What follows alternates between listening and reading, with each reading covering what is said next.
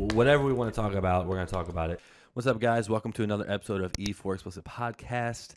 I'm Corey, and this is Anthony Davis, a professor, and I will let you kind of tell me your background. I'm Associate Professor of Economics at Duquesne University and the Milton Friedman Distinguished Scholar at the Foundation for Economic Education.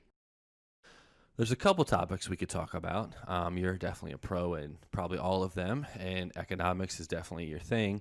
So I think maybe we could start with the immigration type, topic of what I remember watching a video that you did. I think it was you at IHS, and it was a cool graph of like how much money immigration brings in and jobs and like all this really cool information. So like I didn't know any of that. I only see what's on the tube, you know what I mean? And that's what you're supposed to believe. So can you kind of give me like a little like information of like, the A, B, and C's of immigration? Well, there are, of course, pluses and minuses, and the minuses get a lot of press. So let me start with the pluses on immigration. And that is, if we talk about the number of American jobs that immigrants take that would have otherwise gone to Americans, and there's all sorts of discussion you can have on that topic.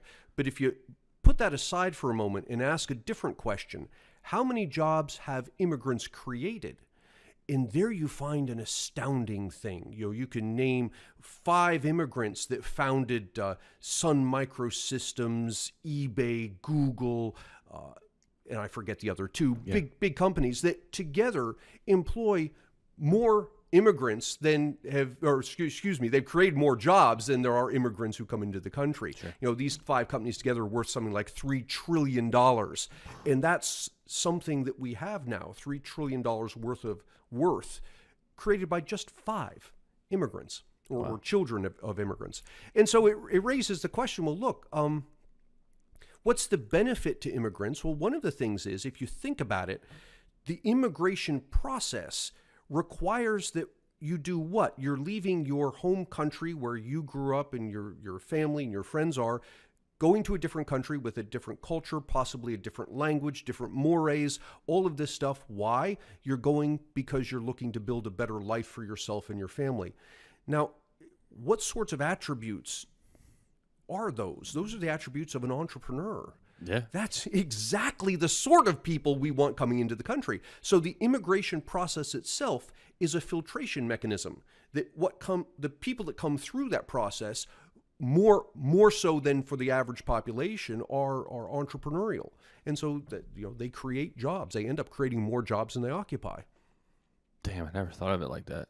So that's one of the upsides. Another upside, one of the things that you hear is, well, immigrants come in and, they don't pay taxes. And the fact is they do pay taxes. There's an interesting thing here. The federal government will issue what's called an ITIN, and I forget what the initials stand for, but the ITIN does the same thing that a Social Security number does, but you issue it to people who, for whatever reason, don't have Social Security numbers, amongst them illegal immigrants. And so if I'm an illegal immigrant, I can get an ITIN, and now I'm paying federal taxes, I'm paying Social Security, Medicare taxes, and the interesting thing is, because I'm illegal, although I'm paying into Social Security and Medicare, I can't withdraw from it. I get no benefit. So in a sense, illegal immigrants are net positives to the Social Security and Medicare systems. They contribute, but they don't draw out. Wow. So they're paying for something that they'll never get. They'll never get like we would. Now, that's on the plus side. On the minus side, you hear things about, you hear some reasonable arguments and some unreasonable arguments. And I think some of the unreasonable arguments are immigrants are taking American jobs. And the fact is the numbers indicate that they're contributing more jobs than they occupy.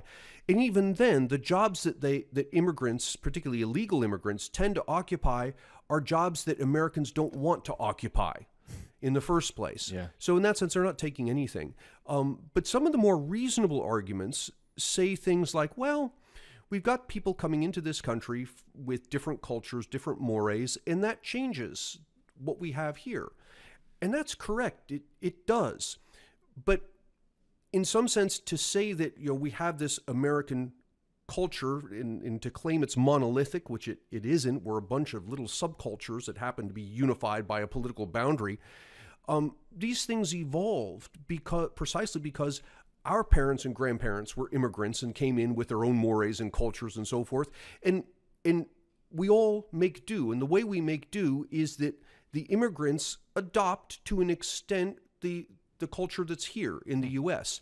And the Americans who are here alter a little bit. And we start to adopt the culture that in part that they brought with them. And so it's this give and a take that ends up making the United States culturally a very interesting place to live.